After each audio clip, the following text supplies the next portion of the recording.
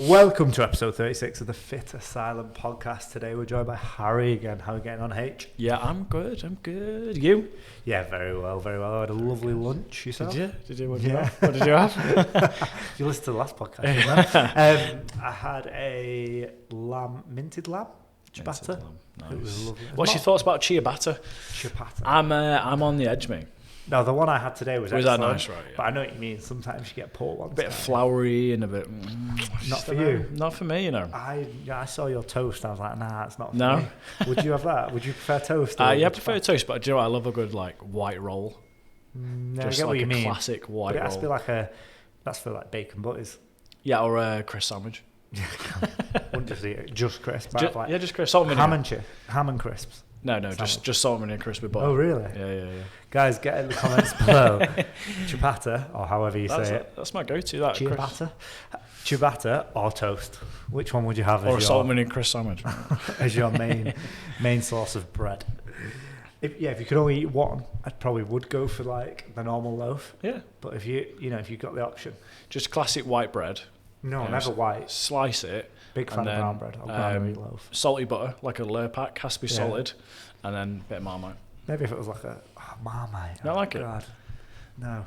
I do like that. Right, guys. So today's podcast, episode 36, is all about questions. Okay, we get lots and lots of questions. We save them up and then we answer them in this podcast. So if you've asked a question, we might be answering it now. And if you have any more questions, get in the comments or drop us a DM and we'll save them all up. Please. A lot of these questions are from students inquiring about the course or the mentorship group or just general questions we get on a day-to-day. So the most kind of asked question we get, especially from courses, is what is the government-backed loan? So we offer a government-backed loan for a lot of our courses. The PT one is the most popular one where they don't have to pay for the course up front. It's provided with a government-backed loan. Do you want to discuss this and kind of tell the listeners what it's about, Harry, and how they access it? Yeah. It's a pretty cool function, really, if you think about it, because it's very similar to the university student loan function. So it's the same sort of company, the SLC, and basically you can get it funded until you earn up, I think it's near enough $28,000 a year right now, which is probably coming on to a little bit below average salary, but it's still a pretty high salary. And you would know as a PT, would you actually make that in a year when you've done everything? How long would it take you to? So it's an investment into yourself. You're not going to pay it back straight away. Basically. Probably takes you about 18 to 24 months to start earning that as a PT. Right. The first year is usually quite quiet. Yeah. You're building your business. The second year, you solidify it, and you probably will get up to that 28K. And then even then, you're only paying what? Roughly 15 to 45. It goes up on a sliding scale. Yeah. The more you earn, the more you pay. So obviously, if you're earning 40k, then you won't care about. I suppose it's that invest in yourself and then you pay it back. So it makes sense. And if you don't earn that, you don't pay it back. Yeah, and I think the best thing about it is there's no credit checks. It's not related on your background credit. It's there for people who are unemployed. You don't have to be in employment. It's government backed, so there's no one going to be knocking on your door saying, "Where's my money?" because the government won't do that. Yeah. It's essentially a no risk loan, but it's backed by the government and not some independent private company. So it gives you access to do qualifications. You can do up to 4 adult loans. So you can do PT, massage, PT referral, PT4, level 4 massage. Yeah, so you can use it 4 times. So even if you've been to university, don't think you can't access the funding. Even if you've used the funding before for another course, again, you can access it. Next question. Why is the mentorship so cheap? Does this mean it's rubbish? Someone actually asked that question. Yeah. The answer is no, it's not rubbish. And the reason it's cheap is because we believe in the product and we want people to be successful. We definitely could charge a hell of a lot more money. That's what we get from students who attend it or partake in it. And the mentorship, nice and simple. You get access to Teachable, which if you're on iOS, it'll be an app, or you can, watch all the mentorship videos on your browser. You also get access to a WhatsApp group, which is thriving, and you can ask questions in there, which some of these questions are on the podcast today, but we will have answered them straight away pretty much in the mentorship group. Cause it's great because other PTs are networking in that group. Yeah. Getting together, making content, and they get first access to a lot of other stuff as well. The WhatsApp group is fast becoming the main reason why you'd want to actually join. Yeah. So the modules are great, and you do some great teaching. There's a lot of nuggets. There's over 48 videos, but really people stay for that WhatsApp group, don't they? Because you actually get a lot of ideas and love the WhatsApp marketing group. Ideas, sales ideas. just general like confidence that there's help. It's that, you said that confidence. It's that ear to check an idea and just like see other people's opinions or approaches on it. Yeah. So yeah, it's not rubbish. It's not rubbish. First month is free, so why not give it a try? Yeah. Well, there's always a link in the bio on our Instagram, or you can get in the description below and get a free trial of it as well for a month, and it's only £30 a month. And I think a part of our mission statement really as a company is that we like to make things accessible for everyone. So yeah, our courses are accessible because you don't need a job, what we just talked about.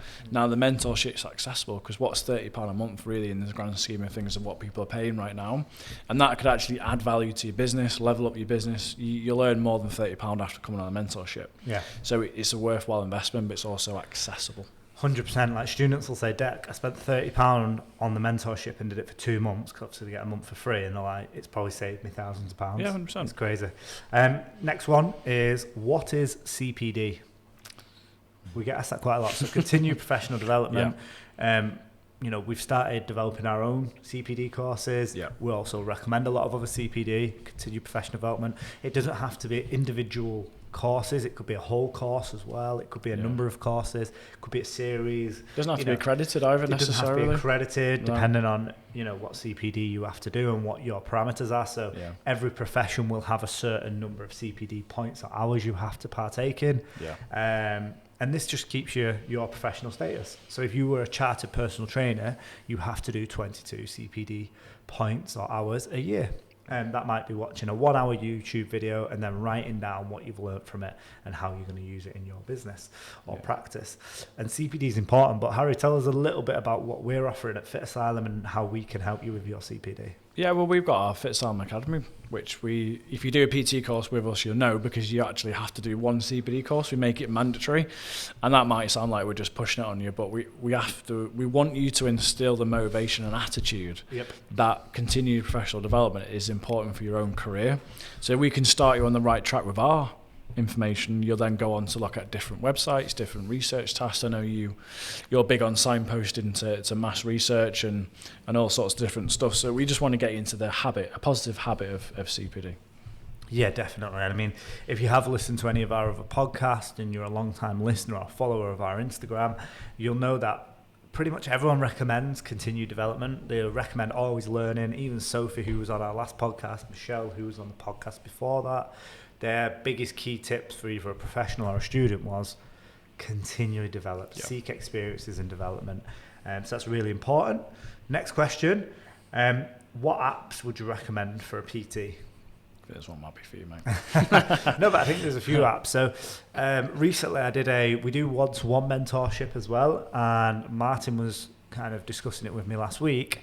And I recommended a couple of apps for him to look at, such as Iron Bar Path, where you can track the bar for the client, which will really help him develop a different type of service. We also looked into other apps that were like free, such as MyFitnessPal, really simple one. But I think this question was more aimed at programming apps, so stuff like, I always use TrueCoach because that's the one that's tried and tested for me, and it would cost me more in moving clients over to a new one than it would, just keeping it and using it. But some of the big ones in the industry at the moment are Everfit, and there's also Kahunas, who, if you want to learn more about that, speak to Sophie, who was on the last podcast. If you want to know more about Everfit, join the mentorship and Holly will tell you about it. But yeah, there's lots of great apps out there, and what I always say to PTs is try them, because a lot of them will give you free trials. Try it with one client, test it out, see how it works from a client perspective as well as a coach perspective. And if you want a really expensive one that does everything, there's ZenFit out there, but it is very expensive, so you would have to be like on the premium side of coaching. What would you recommend? What's your favorite? All depends on your industry, but I think the ones I've listed are really, really the key kind of figureheads and leaders: TrueCoach, Everfit, and Kahunas. Yeah. But they're always developing. So for instance, TrueCoach was the leader for a long time, but recently I would actually say Everfit has overtaken it. Okay. There is other ones such as Trainerize, PT Distinction, RegFit, Fitter, SugarWOD, Fortis. Yeah, all of them. All of them. Loads, isn't there? Crazy number of programming apps. But have a look at the ones that have been around for a while, got a good reputation. You know, YouTube is amazing for kind of having a look at how they work. People do reviews on YouTube as well, don't they? They'll actually like go through the software, how to use it and what their experiences are. It's more dependent on what you're going to do. So for instance, I do a lot of like barbell stuff.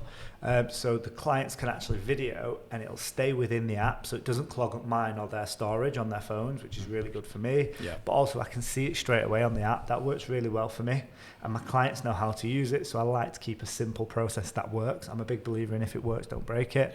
Yeah, sure. Where Everfit and Train Heroic are really good for building habits. Kahunas is good for this as well. You can kind of set up a lot more habit tracking. You can set up a little bit more about the holistic side of coaching and PTing. So it depends on your service. And I know it's probably not the answer they were looking for, but they're the three I would highly recommend go and check out. You know, Everfit, True Coach, and Kahunas.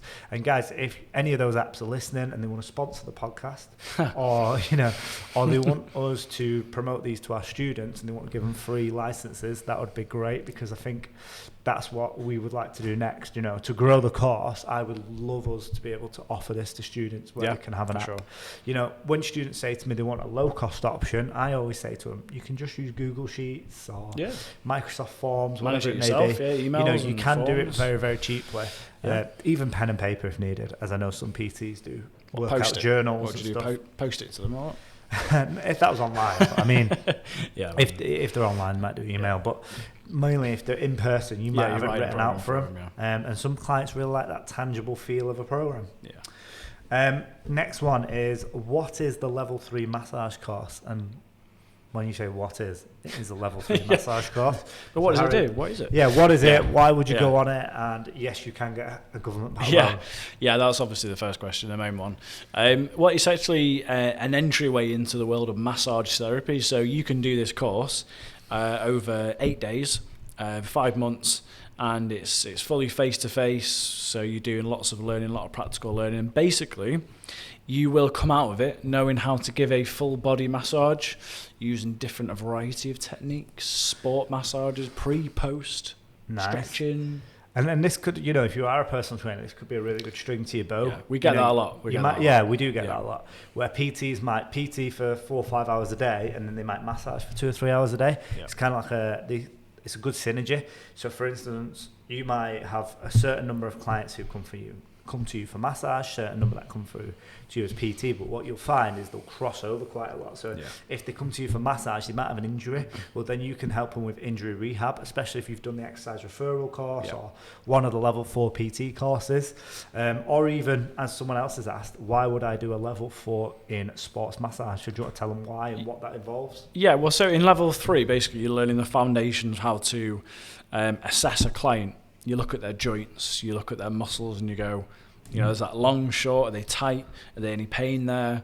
And it's kind of like very foundational. I won't say the word basic because it is a hard course, but what I mean is you're learning ground floor stuff. When you get to level 4, you're now looking at different types of injuries, how you assess for injuries, how we do special testing for ligaments, for shoulders, for rotator cuff muscles, hip impingement, back impingements. You start learning how to posturally assess in more depth, and then more importantly, how to offer treatment advice. So if you're looking at going down the massage route, level 3 will get you through the door. Level 4 will actually allow you to fill that space in the therapy world, as opposed to being a hybrid between PT and sports massage, I would say. Yeah, I mean, I did the level 3 massage course, and it's really helped me just to understand a few more things, especially the anatomy and physiology side of things. But also when I was personal training, it helped me with warm up and cool downs. And it just helped me understand how people could move better. So even from a knowledge standpoint, it's a very valuable course. Someone's asked, what is the difference between the online and the blended learning course? Yeah. So blended learning is where we have this system of 10 face-to-face practical days with your tutor at a venue of your choice, booked out dates, then work in between, which is what we would call it a blended, because you're doing a bit of online, a bit of face-to-face, all your practical stuff is done on site. Whereas online, you will do it all through Microsoft Teams, through the online package. You will submit everything online. Your practicals will be done by video submission. One difference, one thing that's very similar between the two is you still get a dedicated tutor. Yep. That tutor then marks all your work, gives you all the feedback, you have video calls, you have weekly workshops. Nice. That doesn't change between the two. And that's where that quality loop stays the same with us, whereas a lot of other providers, their blend will be vastly different from the online to save cost. Whereas for us, that dedicated tutor we know is what makes a difference between a good PT and a possibly a poor PT. Because our belief is that we want to create top quality PTs, and we're always focused on quality, aren't we? And we know that online needs to happen because you can't turn your back away from what the modern person wants. But can you then create a package whereby you're offering online but it's still offering quality at the same time? We believe that we can do that, and that we are doing that. So, if you want to do it online, you can do. If you're in Devon, if you're in Scotland, jump on. Happy days. There's no difference in terms of qual. You'll come out with the same qual. It's fine. So it's just about how you prefer to learn. That makes sense. Someone's asked here, how come you guys can offer the government-backed loan? I'm presuming this means just in general. Yeah. Do you want to tell a little bit about that, Harry? Yeah, well, it probably comes on to, if you ever listen to the Origins of FLM training with Gary, Origin Pod, he actually says that we started out by offering apprenticeships, which we still do. And we do that with different employees in the Northwest. But the only way we can offer the advanced learner loan, now the government loans, is because we offer apprenticeships. Yes. So it's like a side-by-side contract, whereas other providers, they'll have to apply for approval with adult education budgets, AEB they might call it, and often they're notoriously hard to get hold of, which is why if you look at the industry, people doing PT courses, we're only one of 3 providers offering fully funded through the government loans. So we're pretty niche in that regard. But it's also because the standard is so high as well. Like you get Ofsted, yeah. And Ofsted, for anyone that's knows anything about Ofsted, it is a scrutinising criteria. Stressful week, isn't it? Stressful. Yeah, it's a stressful week. But it also keeps us on our toes, and it makes us does. always develop our course and make sure it is top quality. 100%. And that's why we can offer the loans. So when students ask us, how come you guys offer the loans? I just say, because our quality is so high, because we get Ofsteded. Yeah. And that's the biggest difference. Yeah, that's why we still have them. So the reason why we have them is because they're apprenticeships, but the reason why we still offer it is because every time Ofsted come out, they say, well, you're good enough to allow us to do it. Because if they didn't, they would just take the contracts off. It's as simple as that. So we know that we're good enough for Ofsted because they've told us so. So therefore, we can still offer it, and we will continue to do so. Someone else has asked, what do you recommend, or how do you recommend booking clients in? And I don't know if they mean PT or clients. Massage. Yeah. Or I mean both, really, in a way. Yeah, we could talk about both. So when I had my gym, we used Acuity because it worked well with groups as well as one-to-one. Is that like a booking system then? Yeah, like Acuity is an app. You can use it online. It's excellent. You can send links out. People can sign up. They can pay. You can link it to Stripe. When you are getting a booking service, make sure that it can link up with your other services. So, for instance, Acuity, Stripe, TrueCoach, they can all speak to each other, which is excellent. Nice, yeah. There's other ones as well, like even some of the PT apps that we discussed earlier, you can book clients in with. So you take payment through some of them, can't you? Yeah, you can take payment for a lot of them as well. We on the mentorship recommend Calendly, which I think is an excellent service because you can run definitely a number has of Stripe different on things. that, doesn't it? Yeah, it has Stripe on that as well, so you can kind of set up payment links. Links to your Gmail as well, does it not? Yeah, it links to your Gmail, so you can kind of have it all in like a one-shop approach because I used to use Gmail for my business, so I used a business suite with Gmail. So that all your staff members can keep in contact as well. But also, say if you're running like a group session-based business, whether it be like Pilates, like Michelle, or like if you're just doing a CrossFit or Hyrox class, something like Team Up is really good as well. I'd recommend that one. But there is a number of apps out there. If you're doing to sports massage and you're looking at booking your clients in, you could use the exact same apps. Yeah, Calendly works just as well for massage. Yeah, 100%. I know a lot of people use Booksy. I was just going to say Booksy because can't you do your own consultation forms inside that? Yeah, 100%. So one thing that I was really big on is I wanted our PARQs, waivers, everything to be done before the client comes in. Yeah. So then we could just do the consultation and give them a taster. So that's really important for me. So it depends, again, similar to the app, it depends what service you're offering. Fitter, for instance, the PT app, you can book group sessions on there, but I don't think you can book one-to-ones yet. Right. So it just depends on what service you're looking to offer. If you're a one-to-one PT, you might need an external service. There's nothing wrong as well with Google Calendar. There's nothing wrong with... You can book people in for your calendar. Outlook calendar. Share your calendar with people. You can share your calendar with people. I always think, though, if you get a professional service like Calendly, Acuity, something like that, they just look a lot more professional, especially with Calendly where you can brand it up, make it all your own colours, put different like services and packages on there, which is excellent. With like integrating Stripe, I mean, they can pay you without you actually having to do anything, because they can book a session and it's a button there, so it's like, well, you're collecting money without actually even doing anything. All you do is send a link or have it on your Instagram. Exactly. They can book in and pay, and you're like, well, I'm just making money, I'm sat at home. If you're an online coach, right? You know, it's less admin. People might say, oh, well, it's 10, 20, 30 pound a month. But it's, you know, that's going to save you an hour a day in admin. Yes, it's quite, I would say it's worth it. And obviously, if you are self-employed, a lot of it is tax deductible. So make sure you get your accountant to sort that out for you. And then that leads us nicely on to the last question. What other ways of marketing are there? And it says for personal trainers, but we can discuss it both for sports massage and PTs. 100%. And when they say other ways of marketing, I'm thinking they've gone down the conventional route. They might work in a commercial gym, so they've gone down have a poster in the gym. They've gone around speaking to clients, offering free consultations. They might have used social media to kind of get some clients in. But here's a couple that I would highly recommend for getting clients in. And this is kind of like other ways of marketing. You know, are you attending a networking meeting? Networking is fantastic for one, growing you and your business name, but two, they often look at actual referrals. So there's people out there, say there's 30 in a group, the other 29 people, if they hear someone needs a PT, they will refer you. Because like the one I was in, BNI, you were only allowed one professional from each industry. So you would be the PT that they would refer. There was a decorator in there, an accountant in there, there was a builder in there, etc., etc. And then if you needed something or they needed something, they would ask for that referral. So it's a great way of doing it. Yeah, that's cool. Also, ask your clients for referrals. You know, maybe even set up a scheme. If they refer one client to you, you might give them a free session, a free month, something along those lines. You might buy them a coffee. They might get, you know, a special T-shirt. Make it worth their while. But a referral is always much better, because that's a warmed up lead that comes to you, because they've already kind of got an idea of what you do, and kind of like that know, like, and trust I talk about. They're kind of already down that path. They're already on the liking you and on the way to trusting you because someone has recommended you. Nothing better than a friend or family member saying, do this. You're like, yeah, okay, I'll do that. Exactly. You're more, you don't know, you just want to do it. It's more likely, isn't it? 100%.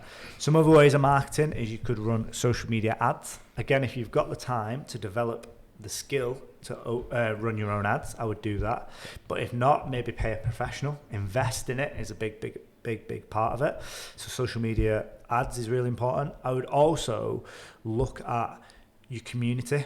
So are you posting in your Facebook community pages? Are you leaving leaflets in Tesco? You know, they have a community board often where you can pin a leaflet up, leave business cards. Yeah. If you're going to regular services such as a masseur, a physio, a chiropractor, a barber, a sandwich shop, maybe ask them, can you GP? GP. Yeah. Can you leave your business cards in there? Can you leave leaflets in there? Also look at other apps that have services on, such as Bark. There's also Booksy, where I book my barber through. I see there's PTs on there now. So really try and diversify your thoughts on marketing, and you'll actually see there's other areas for you to go down. Does like volume help? So the more places you market, would you say that brings more results, or is it just more chaotic for the person? It is chaotic. So the way I'd recommend it is maybe have like 5 or 6 approaches to marketing, see which 3 work the best, and then focus on those 3. If that's too much for you, maybe focus on 2 and just hammer the time on them. Yeah. So for instance, like referral marketing and networking was the 2 key for me. So I just went, right, that's what I'm doing, nothing else, them 2, because that's how I got the most clients. Yeah. So, and it's similar to if you were running ads, work out which ones work and then put all the money into them. And you do talk about that in the mentorship, and that I know there's a whole module on marketing, referral, networking. So if you do... It is a skill. Yeah, it's a skill, isn't it? And something that you've learned and crafted over time. So if you are wanting to learn more, then obviously the mentorship's the place to go with your 3-month trial that you can access through our links and DMs. And I will put it on the YouTube links as well in the comments below. So just have a little check out. 100%. H, thank you for joining me to answer those questions. Guys, if you do have any more questions, please drop them in the comments below. If there's any guests you'd like to see us get on, please drop them in below as well. 100%. And if you could head over to Apple Podcasts and leave us a 5-star review, I'd really appreciate that. Yeah. Also, share us to your story and have a lovely day.